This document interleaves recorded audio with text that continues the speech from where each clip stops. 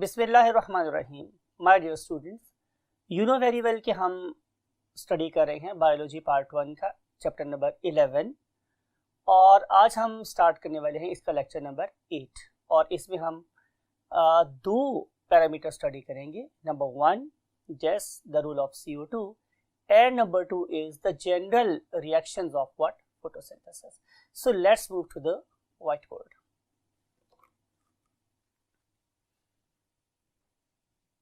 Yes, my dear students, we are going to start what? The rule of CO2, and we are going to discuss the role of CO2 under the following what heads. तो पहली बात ये है कि to have the concept that CO2 is essential for photosynthesis, we have to prove it what as a reactant. But before that, we have to write what the equation. You know very well, difficult नहीं है आप लोगों के लिए कि this particular CO2 it combines with water, right? In the presence of two very important things. One of them is of course predominantly sunlight or any other form of light, maybe the bulb or tube light, right? But it should be in the visible range. And then we have to have chlorophyll or chlorophyll filled in the membranes, that is chloroplast. So these four, you can say, essentials are there. One of them is CO2, other one is water, next one is sunlight, another one is chlorophyll. And this particular plant will give us C6H12O6, that is nothing other than glucose, and oxygen will be liberated along with the excessive water. I don't want to indulge myself in balancing of the equation because we have done it already in the previous lectures. ये तो बड़ी simple सी बात है कि CO2 और water आपस में मिलेंगे और हमारे पास ग्लूकोज बन जाएगा, लेकिन मुझे ये प्रूव करना है कि CO2 फोटोसिंथेसिस का एक रिएक्टेंट है और उस पर्पस के लिए अगेन थोड़ा सा आपने माजी के झरोकों में झांके तो आपको नजर आएगा कि आप लोग इसके बारे में एक एक्सपेरिमेंट ऑलरेडी कर चुके हैं या स्टडी कर चुके हैं ग्रेड 9 में। आप लोगों को याद होगा कि हम लोगों ने दो क्या ये स्टूडेंट्स प्लांट्स लिए थे, समथिंग लाइक इट। ये एक प्लांट 1 है और ये मेरे पास एक क्या है प्लांट 2, और ये दो मेरे पास प्लांट्स हैं, they should belong to the same species. लिहाजा मैंने कोशिश किया है कि मैं इनके लीव्स की शेप भी उस जैसी बनाऊं। And then we will place a beaker over here and a beaker over here. ये दो बीकर रख दिए मैंने। One of them is filled with KOH, it is potassium hydroxide, and you know very well this particular KOH means potassium hydroxide. Then we will place sodium carbonate Na2CO3 or NaHCO3, sodium hydrogen carbonate, also called as sodium bicarbonate. And you know very well that this particular sodium hydrogen carbonate it gives off CO2, यानी कि ये CO2 provide करेगा। Gives off CO2 का मतलब ये कि CO2 provide करेगा। अब जरा गौर से देखें कि अगर मैं इस प्लांट को ऐसे ही छोड़ दूं तो जितनी CO2 सराउंडिंग में होगी वो एब्जॉर्ब हो जाएगी, तो एनवायरनमेंट में से क्या आ जाएगी और CO2 की जगह आ जाएगी। So to isolate this particular plant from the surroundings I have to tie a polythene bag around it, something like it, और मैं इस पे एक रस्सी बांध दूंगा पॉलीथीन बैग चढ़ाने के बाद। सेम द केस हियर, मैं यहाँ पे भी पॉलीथीन बैग लूंगा, इसके ऊपर चढ़ाऊंगा और इसके ऊपर रस्सी बांध दूंगा। अब इस प्लांट का एनवायरनमेंट मेरे बाकी एनवायरनमेंट से क्या हो गया, आइसोलेट हो गया है, अलहदा हो गया। अब जरा दोबारा गौर से देखते हैं इस बात को कि जितनी भी CO2 यहाँ पे होगी स्टूडेंट्स, ये वाली, it will be taken up by the KOH। इसमें कोई CO2 बाकी नहीं बचेगी, सारी की सारी CO2 इस KOH के पास चली जाएगी। राइट, बात समझ आ गई आप लोगों को। फिर हम क्या करेंगे, अब हम इसको देख रहे हैं। This particular Na2CO3, you know very well कि इट गिव्स ऑफ CO2, तो ये मुसलसल इस पर्टिकुलर पॉलीथीन बैग में CO2 प्रोवाइड करता रहेगा, राइट। तो अगर मैं इसको प्लांट ए बोल रहा हूं और इसे मैं प्लांट बी बोल रहा हूं, तो plant A remains deficient of CO2 and plant B will be made what? Availability of CO2. तो अब हम बात ये करें स्टूडेंट्स कि इन दोनों प्लांट्स को, जो कि ऑलरेडी डी स्टार्च थे, जब मैं इसे उठा के अब सनलाइट में रखूंगा तो आफ्टर 4 और 5 आवर्स जब मैं इस पे अप्लाई करूंगा starch test, you know very well, grade में पढ़ के आए हैं आप लोग, तो जब मैं इस पे स्टार्च टेस्ट अप्लाई करूंगा तो उसके रिजल्ट में मुझे क्या पता चलेगा कि for plant A this particular starch test is negative, right, and for plant B starch test is positive. जिससे हमें क्या साबित हुआ कि जिस प्लांट को CO2 मिल रही थी उसमें फोटोसिंथेसिस हो रही थी, और जिस प्लांट को CO2 नहीं मिली उसमें फोटोसिंथेसिस नहीं हुई। इस तरीके से using potassium hydroxide and Na2CO3 हमने ये प्रूफ कर दिया, साबित कर दिया कि अगर CO2 होगी तो फोटोसिंथेसिस होगी, और अगर CO2 ना हुई तो फोटोसिंथेसिस नहीं होगी। अब सवाल ये है, अगला क्वेश्चन, कि ये CO2 आखिर इस्तेमाल कहाँ होती है। ये वाली बात भी अब ग्रेड 9 में पढ़ के आए हैं कि हमारे पास दो रिएक्शंस होते हैं। एक को हम लोग बोलते हैं स्टूडेंट्स व्हाट? Light reaction. क्या बोलते हैं स्टूडेंट्स? Light reaction. और दूसरे को हम क्या बोलते हैं? Dark reaction. लाइट रिएक्शन में CO2 इस्तेमाल नहीं होती, बल्कि CO2 को इस्तेमाल करवाने के लिए रिक्वायर्ड एनर्जी जनरेट होती। So this is CO2 free step, whereas dark reaction is CO2 dependent step. तो इसका मतलब ये होगा कि CO2 is fixed in dark reaction. तो ये डार्क रिएक्शन में फिक्स होती है और डार्क रिएक्शन में ही इस्तेमाल होती है, राइट। अब अगर कोई बंदा आपसे ये पूछ ले कि फिक्सेशन का क्या मतलब है, तो आप बताएंगे कि CO2 इनऑर्गेनिक होती है। जब मैं इस CO2 को किसी ऑर्गेनिक कंपाउंड के साथ मिला के उसे उसका पार्ट बना दूं, तो इसका मतलब यह है कि मैंने CO2 को फिक्स कर दिया है। Conversion of inorganic CO2 into some organic substance that may be solidified in future is called as what? CO2 fixation। ये भी हम लोगों ने स्टूडेंट्स देख लिया। आगे में ये देखना है कि what is the percentage of photosynthesis that may takes place on the face of earth। तो आंसर इज yes, 100। अगर मेरे पास टोटल 100 फोटोसिंथेसिस हो रही है मेरी कुराए अर्ज पे, तो आपने याद ये रखना है हमारे स्टूडेंट्स कि इसके दो मकामात है जहां पे हो सकती है। One of them is what? Water. आपको पता है कि जो वाटर है ये हमारी जमीन का अप्रोक्सीमेटली 70% एरिया कवर किए हुए है, और इसके अंदर जो फॉर्म ऑफ लाइफ है अभी मोर एबंडेंट है। तो अप्रोक्सीमेटली 90% फोटोसिंथेसिस कहाँ हो रही है हमारे स्टूडेंट्स? वाटर में। और हमारी लैंड में मीन टेरेस्ट्रियल फोटोसिंथेसिस, हम लैंड की बात कर रहे हैं, हमारी लैंड में अप्रोक्सीमेटली सिर्फ और सिर्फ 10% फोटोसिंथेसिस हो रही है। अगली बात कि यहाँ पे CO2 किस फॉर्म में अवेलेबल है और यहाँ पे किस फॉर्म में अवेलेबल है, तो आइए इसको समझते हैं। सबसे पहली बात ये स्टूडेंट्स कि हमारी एयर में जो कॉन्सेंट्रेशन ऑफ CO2 है इट इज 0.03% टू 0.04%, इतनी है, राइट। अब शुरू में कॉन्सेंट्रेशन CO2 की क्या थी स्टूडेंट्स? कम। आहिस्ता आहिस्ता इस ग्रीन हाउस गैस की कॉन्सेंट्रेशन बढ़ती चली जा रही है। इसकी अगर हम वजूहात को 2-3 लफ्जों में लिखना चाहें तो उसमें से पहली चीज है स्टूडेंट्स मेरे पास क्या? डिफॉरेस्टेशन, यानी कि हम दरख्तों को काटते चले जा रहे हैं। एंड नंबर 2 इज अर्बनाइजेशन, यानी कि हम लोग जहां पे काश्त हो सकती थी उन पर्टिकुलर एरियाज को खत्म करके वहां पे शहर आबाद करते चले जा रहे हैं, राइट। तो इसकी वजह से इस पर्टिकुलर ग्रीन हाउस का जो रोल है या इफेक्ट है वो हमारे सराउंडिंग में बढ़ता ही चला जा रहा है।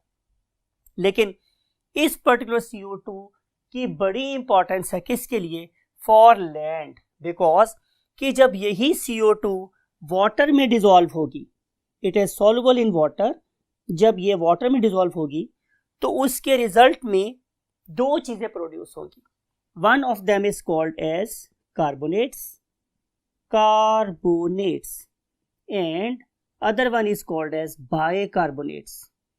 और ये वाली दोनों चीजें वाटर में सॉल्युबल हैं, तो सॉल्युबल होने के बाद they will be available what to the plants. Right, now our main focus is basically terrestrial form of what, photosynthesis. तो हम देखेंगे कि हमारी एयर से CO2 किस तरीके से हमारे मेसोफिल सेल्स तक पहुंचती है. इस पर्पस के लिए ये हमने ड्रॉ किया हुआ है what, cross section of the leaf. और इसमें यू नो वेरी वेल, मैंने पहले भी बहुत डिटेल से तो ड्रॉ किया था कि ये जो मेरे पास है टॉप पे क्या है, क्यूटिकल, और इसके नीचे यहाँ पे ये फ्लैट सेल्स अटैच है.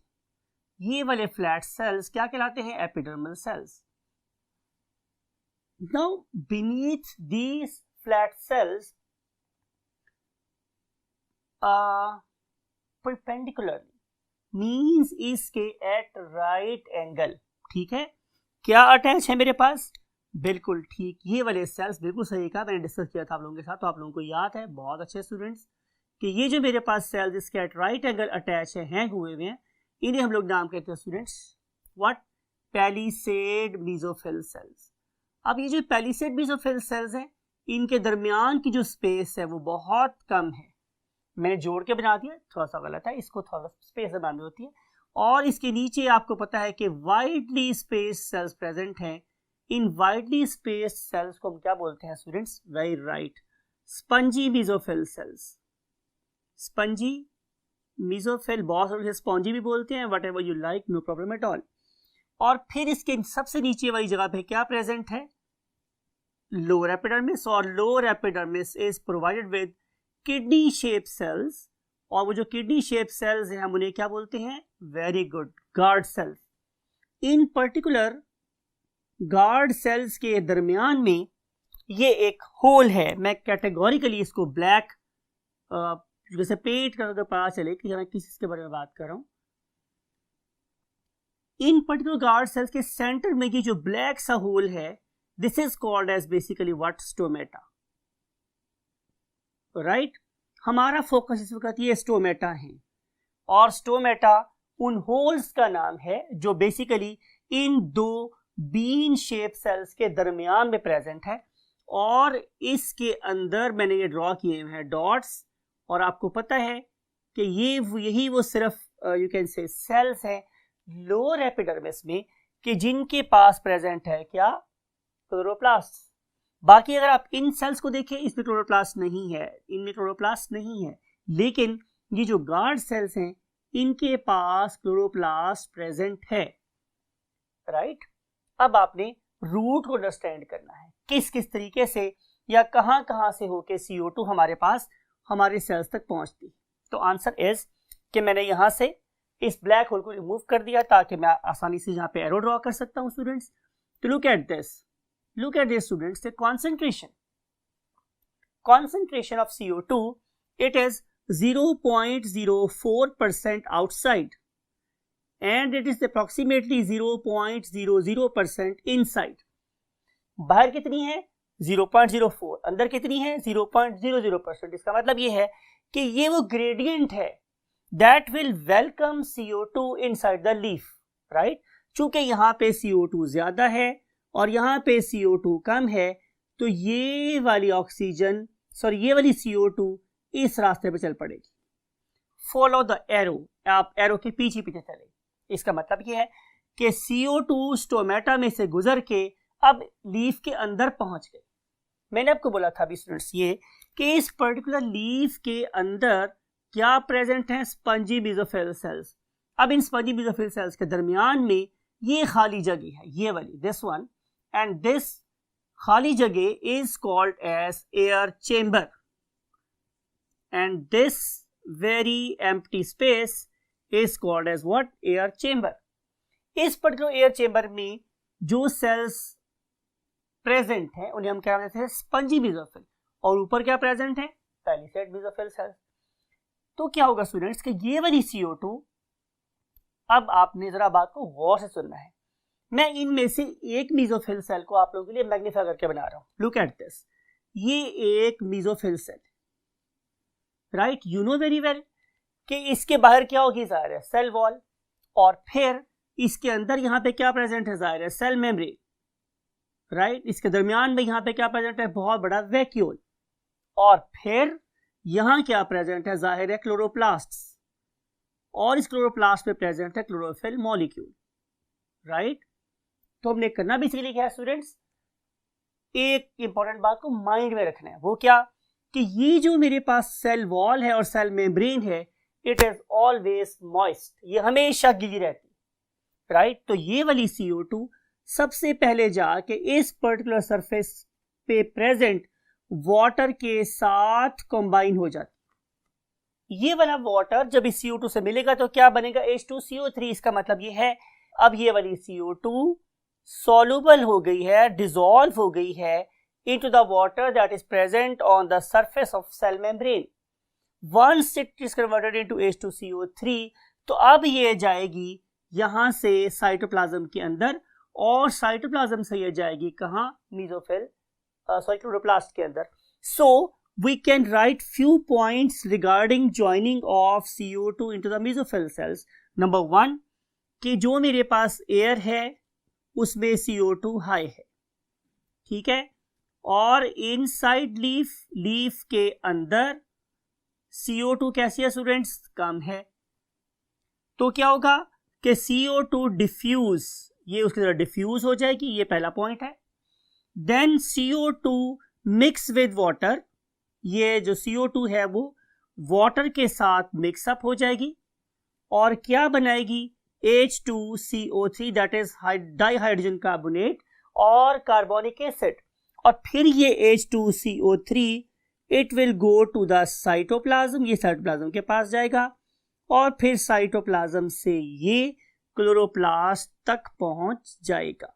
अगली बात, इंपॉर्टेंट बात ये है स्टूडेंट्स कि जब रात का टाइम होगा और अब ये प्लांट फोटोसिंथेसिस नहीं कर रहा होगा बल्कि हमारी तरह से ये भी रेस्पिरेशन कर रहा होगा, तो ये वाली CO2 रिवर्स गियर लगा लेगी, मीन अब ये वाला क्लोरोप्लास्ट क्या बनाना होगा, CO2। तो ये वाला CO2, तो ये वाला क्लोरोप्लास्ट CO2 कहाँ निकालेगा, जाहिर है साइटोप्लाज्म में, वहां से ये CO2 फिर किस में कन्वर्ट हो जाएगी, कार्बोनिक एसिड में, और बाहर आएगी, वहां ये फिर डिसोसिएट होगी ना डिफरेंट वे, और फिर क्या बनेगा हमारे पास H2O और CO2, और अब CO2 रात के टाइम यहां से बाहर निकलना शुरू हो जाएगी। दैट्स वाई हम कहते हैं कि रात के टाइम पे पौधे और हम एक जैसा मेटाबॉलिज्म शो करते हैं, मींस कि वो भी रेस्पिरेशन कर रहे होते हैं और हम भी रेस्पिरेशन कर रहे होते हैं।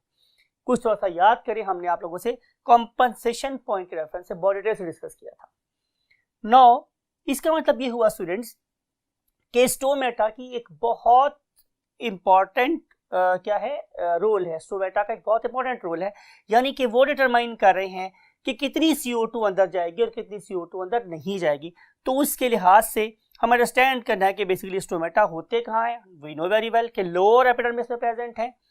अब इंपॉर्टेंट बात स्टूडेंट्स ये है कि देखें, ये है मेरे पास एक लीफ, ये काफी बड़ा लीफ है, लेकिन इसका जस्ट 1% और सो 1 to 2% एरिया ही ऑक्यूपाई करते हैं कौन, stomata. Now look at your own body, आप लोगों की इतनी ह्यूज बॉडी को ऑक्सीजन सप्लाई करने के लिए यहाँ पे चेस्ट कैविटी में प्रेजेंट लंग्स ही हैं। ये जो छोटे छोटे 2 लंग्स हैं हमारे पास, ये मेरी बॉडी के मिलियंस ऑफ सेल्स को O2 प्रोवाइड कर रहे हैं।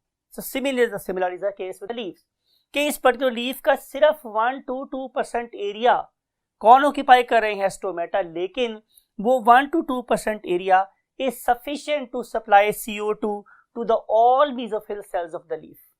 ये बड़ी इंपॉर्टेंट बात है, ठीक है। अब हमारा क्वेश्चन ये है कि ये जो स्टोमेटा हैं क्या ये हमेशा खुले रहते हैं या ये कभी बंद भी हो सकते हैं, इनका डायमीटर कभी चेंज भी हो सकता है। तो इसका आंसर मेरे पास ये स्टूडेंट्स की जो स्टोमेटा हैं दे आर बेसिकली एडजस्टेबल। ये एडजस्टेबल क्या है, पोर्स हैं, राइट। ये अपने साइज को खुला भी कर सकते हैं और तंग भी कर सकता है, डिपेंड करता है डिफरेंट एनवायरमेंटल फैक्टर्स पे। लेकिन स्टोमेटा कब खुलेंगे और कब बंद होंगे उसका इन्हिसार इनके इंटरनल क्लॉक पर होता है, राइट। इनको अगर मैं किसी क्लोज्ड बीन जिसमें रोशनी नहीं जा रही, अगर मैं उसे किसी ऐसे अलमारा में या कबर्ड में रख दूं और मैं इनकी स्लाइड्स बना के देखूं डिफरेंट टाइम पे, तो इनका internal clock without the influence of light भी ऑपरेट करता रहता है और इनके स्टोमेटा को ओपन भी कर सकता है और बंद भी कर सकता है। सो ये था topic regarding what the stomata, right. And now we want to move to the next topic, that is the reactions of photosynthesis, and for this purpose we have to move to the next column of the board. Reactions of photosynthesis. Reactions of photosynthesis. हम लोगों ने equation लिखी थी, you know very well, one of them is CO2 as a reactant, other one was water as a reactant, and then we are in requirement of sunlight, and finally we have to have what? Chlorophyll with us. So if all these four parameters are there, then we can have nothing other than C6H12O6 plus oxygen and plus excessive water, right my dear students। तो बात ये हो रही है students कि ये CO2 water से मिलेगी, ग्लूकोज बना लेगा, ऑक्सीजन और वाटर बन जाएगा। अब देखना ये है कि इस पर्टिकुलर केमिकल रिएक्शन में किस किस किस्म की चेंजेस आ रही हैं। तो आंसर ये स्टूडेंट्स लुक एट दिस कि इस पर्टिकुलर CO2 ने अपने आप को कन्वर्ट कर लिया किस में? ग्लूकोज में। ये देखिए जरा बात को गौर से समझे, क्या ये वाला C यहां प्रेजेंट नहीं है? तो यू कैन से कि sir yes it is present. अब आप इस ऑक्सीजन की बात कर लें कि ये वाला CO ऑक्सीजन यहां पे प्रेजेंट है, यस सेम ऑक्सीजन। तो आपको लग नहीं रहा कि हमने इस पर्टिकुलर CO2 के अंदर हाइड्रोजन ऐड कर दी। तो जब भी मैं हाइड्रोजन को ऐड करता हूं किसी सब्सटेंस में तो प्रोसेस कहलाता है क्या? रिडक्शन। तो मैंने यहां पे लिख दिया कि जब मैं CO2 की रिडक्शन कर दूंगा तो उसके रिजल्ट में ग्लूकोज प्रोड्यूस हो जाए। लेकिन क्या ये यहाँ पे एक ही रिएक्शन हो रहा है? तो आंसर इज नो। इसके साइड बाय साइड एक और रिएक्शन भी चल रहा है जिसको हम नीचे लिख रहे हैं। Look at this. अब देखिए ये वाटर किस में कन्वर्ट हो गया? ये कन्वर्ट हो गया है ऑक्सीजन, राइट। तो जब वाटर ऑक्सीजन में कन्वर्ट हुआ तो क्या आपको महसूस हुआ कि इस ऑक्सीजन ने हाइड्रोजन को लूज कर दिया एंड एडिशन ऑफ हाइड्रोजन का उलट loss of hydrogen is called as what? Oxidation. ठीक है स्टूडेंट्स, तो यहां पे दो रिएक्शन पैरेलल चल रहे हैं, यानी कि लॉस ऑफ प्रोटॉन्स या hydrogen and gain of what? Hydrogen. तो जब आप हाइड्रोजन को गेन कर रहे होंगे तो क्या कहलाएगी? रिडक्शन। जब लॉस कर रहे होंगे हाइड्रोजन का तो क्या कहलाएगी? ऑक्सीडेशन। तो यहां पे रेडॉक्स रिएक्शंस हो रहे हैं, मींस ऑक्सीडेशन रिडक्शन का प्रोसेस रेडॉक्स। रेडॉक्स, ये रेड बुल नहीं है, ये रेडॉक्स है। तो रेडॉक्स के रिजल्ट में हमारे पास क्या प्रोड्यूस हो रहा है स्टूडेंट्स? ग्लूकोज प्रोड्यूस हो रहा है, राइट। अब हम चलते हैं अगली बात की तरफ। अगली बात ये कि क्या ये रिएक्शन इतना ही सिंपल है? तो आंसर इज नो। ये तो एक बहुत ही कॉम्प्लेक्स कैस्केड ऑफ रिएक्शंस, लेकिन हम लोगों ने अपनी आसानी के लिए इस पर्टिकुलर रिएक्शन को दो मेजर रिएक्शंस में डिवाइड कर दिया है। One of them is called as light dependent reaction, जिसे आप लोग पढ़ते आए हो। कौन सा reaction? Simply light reaction, right. और जो दूसरा रिएक्शन हम यहां पे लिखते हैं that is called as what? Dark reaction और light independent reaction. Light independent reaction, it is also called as what? Dark reaction, right. अब अगर मैं इस पर्टिकुलर लाइट डिपेंडेंट रिएक्शन को देखूं तो ये भी फर्दर डिफरेंट स्टेप्स पे क्या कर रहा है, कंसिस्ट कर रहा है। और अगर मैं लाइट डिपेंडेंट रिएक्शन की बात करूं तो ये भी बहुत सारे स्टेप्स पे कंसिस्ट कर रहा है। तो आए हम इनको पहले जनरली समझते हैं और फिर बाद में हम इनको डिटेल में स्टडी करेंगे। इसको अंडरस्टैंड करने के लिए लुक एट दिस डायग्राम। ये डायग्राम मैं किसकी ड्रॉ कर रहा हूं, वेरी गुड, ये मैं ड्रॉ कर रहा हूं स्टूडेंट्स क्लोरोप्लास्ट को। Look at this. और आपको ये वाली बात बिल्कुल पता है स्टूडेंट्स कि जो क्लोरोप्लास्ट है ये एक डबल मेम्ब्रेन बाउंडेड स्ट्रक्चर है। It is a double membrane bounded structure. और इस डबल मेम्ब्रेन बाउंडेड स्ट्रक्चर के अंदर आपको याद है क्या थी भला, स्टैक्ड वेसिकल्स थे। इन स्टैक्ड वेसिकल्स का नाम हमने क्या रखा था स्टूडेंट्स, एक को बोलते थे ग्रेनम और ज्यादा को क्या बोलते हैं, वेरी गुड, ग्रेनम। अब ये जो मेरे पास मेम्ब्रेन है ये नॉर्मल प्लाज्मा मेम्ब्रेन, लेकिन आप लोगों ने इस पर्टिकुलर मेम्ब्रेन का एक नाम खास तौर पे अपने माइंड में रखना है जो मैंने पहले बताया हुआ है आप लोगों को, that is called as thylakoid membrane, right. अब इस थाइलाकॉइड मेम्ब्रेन के अंदर प्रेजेंट है व्हाट, क्लोरोफिल मॉलिक्यूल्स। यही वो जगह है जहां बेसिकली लाइट रिएक्शन हो रहा होता है, राइट। और ये जो बाकी जगह है ये वाली सारी, that is called as a lumen, अंदरूनी पेट, सुराख, किस चीज का, अंदरूनी जॉफ, कैविटी इस क्लोरोप्लास्ट की, that is called as stroma. This very area is called as what, stroma, right? And inside cavity is called as, of course, the cavity of thylakoid membrane. अब आपने बात को जरा गौर से सुनना है कि ये वो जगह है जहां पे लाइट रिएक्शन होता है। लाइट रिएक्शन के लिए हमें क्या क्या चाहिए होता है, पहले हम उसकी बात कर रहे हैं। We are going to study the prerequisites of what, light reaction. Prerequisites भी जो चीजें हमें पहले से चाहिए हैं, तो उसके लिए क्या चाहिए स्टूडेंट हम लोगों को, नंबर 1 लाइट एनर्जी। हम लोगों को लाइट एनर्जी चाहिए और लाइट एनर्जी का जो प्रीडोमिनेंट सोर्स है, you know very well, it is sunlight, और अदरवाइज यहाँ पे कोई और लाइट भी इस्तेमाल हो सकती है, राइट। अब ये पर्टिकुलर लाइट जब हमारी इस पर्टिकुलर ग्रेनम पे फॉल करेगी तो ये ग्रेनम उस पर्टिकुलर लाइट को एब्जॉर्ब कर लेगा, ठीक है। और एब्जॉर्ब करने के बाद में ये क्या करेगा, ये रिक्विजिट्स को फुलफिल करेगा। वो रिक्विजिट क्या है, number 1 is ADP, number 2 is PI, right, number 3 is NADP. We also call it as nicotinamide adenine dinucleotide phosphate oxidized. तो इसके लिए आप लोग इससे यहां पे ब्रैकेट में ऑक्सीडाइज्ड का वर्ड भी यूज कर सकते हो, राइट।